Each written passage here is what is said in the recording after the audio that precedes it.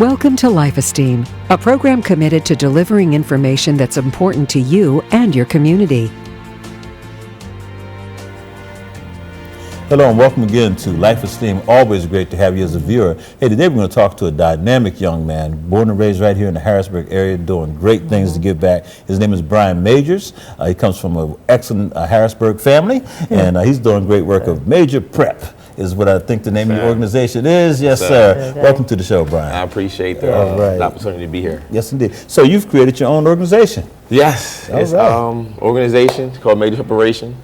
The motto is putting in major work for major results. Wow, I like that. I like it. And that kind of pertains to all parts of life, not just one particular avenue, but no matter what the case may be, no matter what your goals are, you have to put in the work to get the results. And let me make sure I got this straight. You are a proud graduate of Harrisburg High School, right? Proud. 2006, class 2006, Harrisburg Cougar, Black and Gray. Yes, indeed. Yes, sir. And you played ball there and everything? Yes, sir. Had a phenomenal career, a career through a program that helped me become who I am today. Not even just on the court, but in the classroom and the life lessons in general. Fantastic. And you went on to college, I understand? Yes, I was blessed to have the opportunity to go to a college called Susquehanna University. All right. Beautiful college. Where not only I went, but my twin brother Eric also attended. All right. I was blessed to be able to have a basketball career there, and my twin brother had the football career. So we had kind of like the best of both worlds going on. Yeah. Major brothers, huh? Major brothers. That's all you would hear on every game, football or basketball. Those major brothers. That's right. That's good stuff. We stuck together. Yeah. We stuck together. Yeah. So, and you've come back to the Harrisburg area, man, to give back. And so tell us about Major Preparation and the things that you're doing and this kind of good stuff. Major Preparation, it basically stemmed from my father. Okay. My father, who passed away May 9th, 2008. Wow, was it 2008? 2008, so 7 years will be coming up. Yeah. Your father was well known, quite a guy. He was a great guy. Everybody throughout the city, he definitely impacted a lot of lives. And just the morals and characteristics that he not only taught myself, but my friends, the community, everybody, even adults of his friends, just the morals and characteristics that he kind of installed and held to a certain standard, a requirement to be his friend or to be, even in his household, they stuck with me.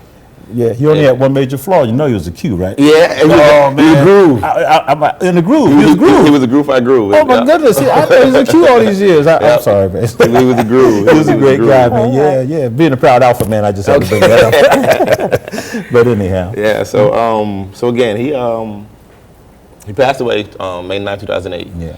And for me, I was his youngest son and also the last person that he spoke to. Oh, wow. So as I look back on it now, he had to forego heart surgery. Okay. And my father, he had a variety of surgeries beforehand. Okay. And it was like he was kind of almost invincible because no matter what he was going through, he always fought through it. He always came out on top. Yeah. Right. And just this last surgery, he just didn't have the strength to get through it. Wow. I shouldn't say the strength, but it wasn't God's plan for him to kind of get through that process. And like I said, I'm his youngest son. I was the last person he talked to. Yeah. And he told me his last words were, "B, I'm going to be there for you." Okay. So that stuck with me to the point of while it happened, when I got the phone call that he didn't make it through, I didn't understand that he didn't mean physically. Yeah. But after I'd taken some time talking to my brothers who are a huge impact on my lives and my mother, they let me know that he didn't mean physically. He meant mentally and spiritually and emotionally. And everything that he already installed in us, that's how he's going to continue to be there for us. Okay. So that's kind of how the whole major preparation kind of installed. Our last name is Majors. And I felt like he left us at a point that we were prepared for whatever life journey we wanted to continue on. That's also where the logo came about. Oh, okay, yeah. Okay, yeah, I see that. The logo came about and Major Preparation. One of his most important characteristics that he taught us was you have to put in the work to get whatever you want. Hard work pays off, basically. Yeah. And for the wings, they represent him being our guardian angel. Oh, wow. Nice. And him being a groove by groove, their symbol is letting know that you were a groove was the shield. Yeah. Oh, okay. So I kind of put them together along with the importance of how work equals results. Yeah. And it clicked. Fantastic. It clicked. Well, tell us about Major Prep and what are you doing in your capacity? And you've been in this, you started this, what, 3 years ago? 3 years ago. Okay, tell us about what this is and what you're looking to have occur and happen.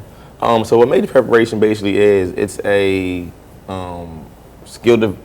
fitness development program, a sports performance development program, and also a personal development program. Okay. Fitness-wise, we have 2 fitness instructors lined up to help people physically, fitness-wise, in regards to staying in good health. We also have skill development trainers as well in regards to sport performance. So like I'm the lead basketball trainer. Okay. We also have a couple guys who we contract out or work with in regards to football. And lastly, our program for mental-wise is our mentoring program called Major Preparation Cycle Breakers. Nice. Which is just helping the youth break the mediocrity molds and stereotypes in their lives. Yeah. To help them be able to chase their goals and not only chase them, but actually live them. But you also said you went out on a leap of faith. Yeah. That you made the decision, you were ready to move on. And was that difficult? I mean, for you to consider and think about that? You're young, you know, and here you are, had a nice position and role at the Boys and Girls Club here in the community. But now you said I wanted to move on. How did that come about? It came about, again, being blessed with the opportunity to be a director at the Boys and Girls Club in Southside Home Manor in Harrisburg, which was a great opportunity for me. Had a great connection and built great relationships with the Boys and Girls Club, Mr. Yvonne Hollins and Mark Hawthorne and the whole staff there. Right. But I think it was all in God's plan to, again, meet not only the youth, but the staff there who also knew what my ultimate goals were, and they also helped push me towards that goal and my dream. Yeah. But again, taking that leap of faith, it was scary. The thought of it was scary. Yeah. And again, I'm a man of faith and I'm a man of God. So I talked to my mom, I talked to my brothers, and they kind of just confirmed that, Bryan, you have something special here. God gives something special to each and every one of us. So this is your gift. Right. So only way in order for you to make your goals become a reality is take that jump. All right. All right now. I like it. Take the jump. Have faith and take your jump. And you've landed fairly well. I've landed very well. I'm going to continue to, to kind of put in the work. Yeah. Now, can you tell us about some of these principles that you have? You have 11 ways to prepare. And why don't we go over some of those, because it's pretty powerful stuff. I created a list of ways in order to prepare for life based on my own life experiences. Okay. Based on lessons that were taught to me from my mentors, based on books I've read, and based on just where I was at this point 2 years ago. I made this about a year after the organization started. Okay. 11 ways that the average or the normal 10 was to always be one up on the competition or one up on life. Yeah. My basketball jersey number was always 11 for that same theory. Always be one up. So again, 11 ways to prepare. They came about again, and I read them every day, just to give me a kind of refuel myself every morning. Again, it come on a small sheet, so it's easy to just sit right next to my bed. Okay. Yeah. So I wake up and I just reread them every day, just again to give me that extra clarification of what my ultimate mission is, what my goals are, and why I wake up. Yeah. I really like number 1. It says prepare to make goals become reality. A lot of times people sit back and their goals are really no more than dreams. Right. Because they haven't really set. So how do you prepare to make goals become reality? By creating a list of goals. Okay. By seeing your goals, but not only having them in your mind, but be able to have a list of goals. I created a list of goals weekly, monthly, quarterly, and yearly. Ah, nice. And being able to see your goals and be able to check them off allows you to not only understand that they're goals, but they become reality every time you can put that check mark next to them. Nice. So after that week, you X'd off X amount of goals, and you can reflect a lot sooner that I just accomplished all that in a week. Some people some people wait for years to reflect on their life. Yes, they do. Where if you reflect weekly, you gain a lot more self-confidence that I just did all of these things. Imagine 10 years from now where my checklist is going to be. Yeah. I like that. I like Absolutely. Because number 2, I really like too, particularly in regard to going on a leap of faith, is prepare to overcome adversity. Even though you had a lot of support and people were, really, wanting you to see you move forward. So I'm sure you had a lot of adverse things too that people were saying, maybe this is not the time, maybe you're not right to do this. Did that happen to you? That happened to an extent that some people don't always believe in you until they see that you believe in yourself. Right. Yeah. I have a big saying of keep believers believing and make non-believers become believers. I like that. Yeah. So that's one of my favorite sayings that I kind of make sure I always touch on as often as possible, because again, like, not everyone has to believe in you, but as long as you believe in yourself, that's right. all you ultimately need is one person, which is yourself, to believe in yourself. But after you believe in yourself and you are accomplishing different things, and you're not letting anything knock you off of your path, others begin to believe in you. Others begin to take your word and really appreciate it and believe in you and rely on your word. And overcoming that adversity helps you build that self-confidence as well. Now, number 3 is powerful. It says, prepare to demolish. It didn't say some competition. It said all competition. Right. It's, and I touch on this one in regards to, in life, I feel as though I'm my own competition. Okay. So if Monday, I beat Monday up in the fight, Tuesday, I'm going to demolish you again. Okay. So not competition in regards to outside people in general, but competition in regards to, if you did good today, how much better can you do the next day? Wow. Okay. So not only, again, competition in regards to people or anything violent, but just self-control, motivation. And again, you win Monday, but don't forget Tuesday's coming. Tuesday's coming. Right. So you better knock out Tuesday too. Well, that jumps right into number 4 then, because it says prepare to become better today than you were yesterday. Right. Speaks right to that. It goes right in line. And again, when you're demolishing the competition, it gives you that self-confidence to, again, let you know that tomorrow is coming. Go ahead, man. It reminds you tomorrow is coming, so you have to, again, continue to fight and continue to be better. Well, number 5 is powerful as well. Prepare with integrity, confidence, and humility. Man, and I guess that goes along with you, like you said, you're a man of faith. So, integrity, right now we can sit here and talk about a guy like Hernandez, who just ended, come on. That was a sad story. How sad is that? This guy had the physical ability, he was there, he was at the, world champion football team, even though I hate those guys. I'm an Eagles fan. Right. But the point is, wow, just that one piece missing, major piece, integrity. Wasn't there, not at all. Yeah. Integrity goes a long way. People don't ultimately understand that no matter what you're doing, no matter what you're doing, you're always being watched. That's right.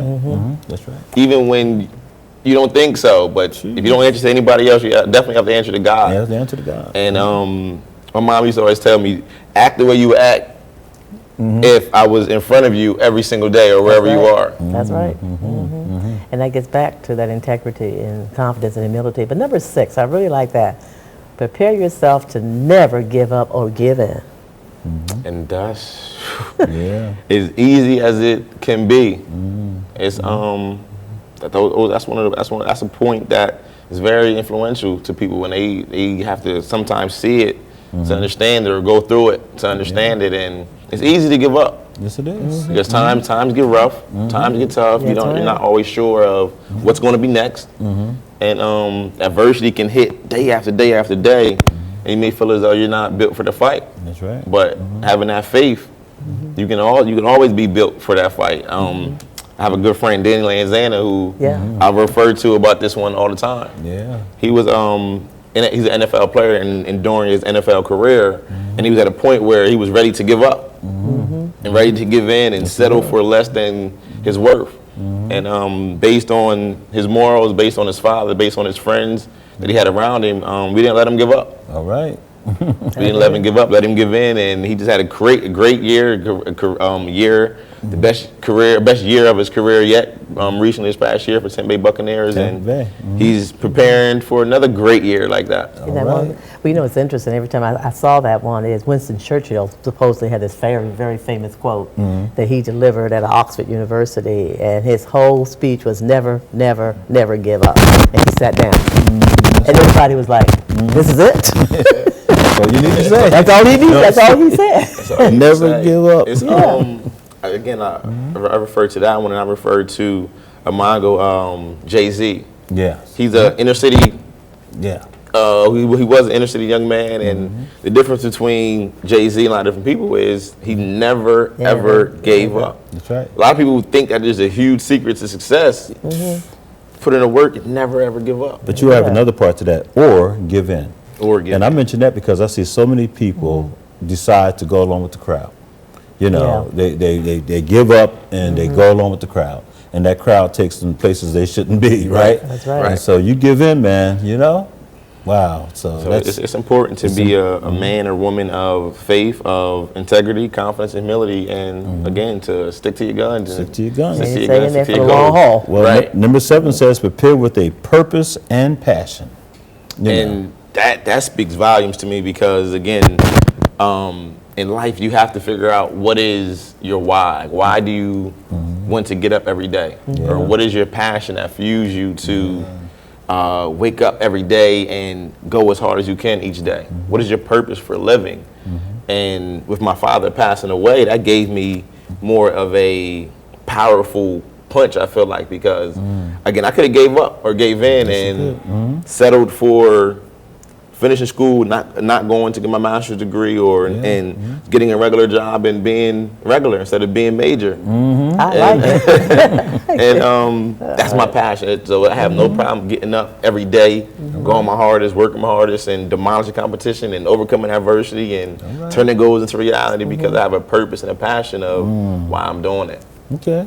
So 8 says, prepare yourself to go harder than you ever imagined. And that's the other thing. They say a lot of times we don't use our full capacity potential. Goodness, no, not at all. We just simply get to a certain plateau and say, okay, I'm satisfied now, and let it go. But you say prepare to go harder than you ever imagined. Because imaginations can take you to a place that you've never been. So if you can imagine it, that means it's still a higher point, it's still a higher peak of life that you can get to. So if you can see it, that's your comfort zone. Like if you can see something like that, means that's a comfortable zone for you. But I always feel like there's always something different. There's always a higher comfort zone that you can reach to. So if you can prepare yourself to go harder than you ever imagined, that you already visualized, oh man, and that's when you reach a whole new plateau. Now, one of the things you're doing, before we go through the rest of these, is you are connected with an agency. I think it's out of Lancaster, right? Yes. And what is this? This place is called Spooky Nook Sports. It's the largest sports complex in the country. Again, like I've been contracted in for a year. I'll be a basketball trainer there, and it's been working out. Fantastic. I didn't hear anything about this until. Did you tell me about it? Somebody just I might have. I never heard of it either. I hadn't heard of it. My son had. And I had this conversation. I think it was with you, and you told me about Spooky Nook, and you did tell me where it was. Right. No, I know who told me about it. Jimmy Jones. Jimmy Jones. Okay. He was the one that talked about it. I had no idea. You said it's the largest facility of its kind in the country. Yeah. And people come from all over the country to this place. And where's it located again? Manheim, PA. Manheim. Right before Lancaster. Right before Lancaster. We got to get there. I want to see it. I just like to see it. Beautiful. It's supposed to have everything for every family member can say find something. But you actually are a basketball trainer, do you say? Yeah. Okay, wonderful. We do that. All right. So here, number 9 says, prepare mentally, physically, spiritually, and emotionally. Yeah. You know, that Four covers corners it. of life. That's right. 4 corners. 4 corners of life. Again, mentally, I definitely speak about mentally because it's important that you educate yourself as like the best as possible. My father always told us that people can take your freedom, they can take a lot from you, but nobody can ever take your education. Take your mind. Nobody can ever take your mind from you. So again, I feel as though it's important to, again, receive as much education as you can. And then after you receive schooling education, to always continue to self-educate yourself. Fantastic. And your father was a proud, he went to Cheney, is that right? Was Lincoln. it Cheney? Oh, Lincoln. I knew it was one of those historically black colleges. University. Yeah, Lincoln man. Okay. Lincoln man. Good stuff. Fantastic. And you also talked about being a man of God. So spiritually, how critical and necessary is that to you? Spiritually, having faith. Having faith. I don't really touch too much on spiritually because people the youth I deal with come from different backgrounds. Right. Sure. But my thing is always whoever you believe in, have faith in them. Exactly. That's right. Have faith. Again, there's so many different demographics and religions that are out there, and I'm involved with so many different youth that I don't like to isolate anyone out or make anyone feel uncomfortable about a certain religion. So I always let them know that it's important to whoever you believe in, whoever your higher person up is, have faith in them. Absolutely, absolutely. And you know, the other part I have to mention this is emotionally, because I find we always talk about emotional intelligence. Yes. And you know, some people just forget that, man, when you lose yourself, you know, whether it be in rage or anger or whatever, you can really lose yourself. Right. You know? And so that part is critical. I know you had to face that in sports. It's hard. It's hard, and I say prepare for it because it's harder to live through times like that. But if you're already cognitive of what the possibilities are, it's easier for you to emotionally have self-control during trying times in life. Absolutely, because one little mistake, man. One mistake can ruin everything. And people say it may take years to build your reputation or a career, but seconds to destroy it. That's right. Well, that goes into number 10. Prepare for your future with backup plans from A to Z. I like that A to Z. I do too. 26. That's 25 backup plans. Yeah, that's right. Point A and then 25 extra ones. That's right. And again, not saying that you need everyone, but in regards to life, your point A, every other move that you could possibly make should always come back to help at A. That's right. So if my basketball training company was to, if I was to break a hand, how can my plan B help me keep plan A going? How can plan C keep plan B going to infect plan A? So it's having backup plans from A to Z, focusing on your A, but backups from B to Z, so that it's always going. You always have something else to rely on, no matter what, to keep your company, your thought, or your goals alive. Yeah, the older you get, the more you realize how critical that one is. They always say if you shoot for the moon and you miss, at least you'll fall amongst the stars, right? And there's a whole bunch of stars up there. So number 11 then says, prepare for success with persistence and perseverance. Man. It's preparing for life for the long haul. That's right. They always say life's a marathon, not a sprint. And some people reach success at an early time in their life when they might not be ultimately prepared for it, and when the opportunity presents itself to get to that point, you don't take advantage of it, or you can't seize your moment because you weren't properly prepared to prosper or had a perspective to prosper when the opportunity became. So if you're preparing with persistence and perseverance, that there's no way you're going to take anything for granted. You're not going to despise the day of small beginnings. So when your ultimate day becomes, you appreciate the entire process. I have a saying: fall in love with the process in order to prosper. Because again, like if you fall in love with the process, your days up until your ultimate goal, you'll never see the ultimate goal because every day will be ultimate for you. How about that? You'll embrace every single day of your process, so you never reach a satisfaction or satisfied point. Every day is a great day, and you're preparing for every day to be a great day. Fantastic. So you finish up your tagline. This is my tag. Putting in major work for major results. All right. I mean, again, there's a few different sayings, but this one is definitely major. Yes, it is. It's definitely major. I mean, it's really wonderful how you pull all those together, and this is something that you refer to. You say every morning, keep yourself on pace and track. Now, do you give this out to those folks who you're working with as well? Pretty much everybody I come in contact with.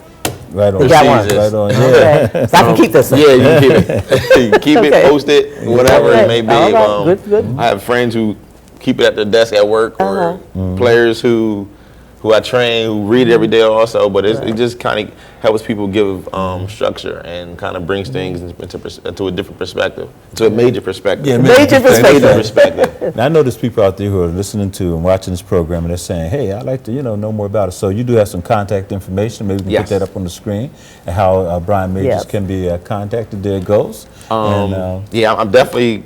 I'm easy to reach. I'm easy to reach. I'm on every social network. Okay. Instagram, Facebook, Twitter.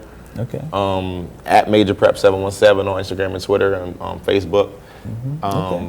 Yep, and there it is Bryan on the screen Majors. there. And that telephone number there at the bottom says? Yes, sir. 717-623-0447.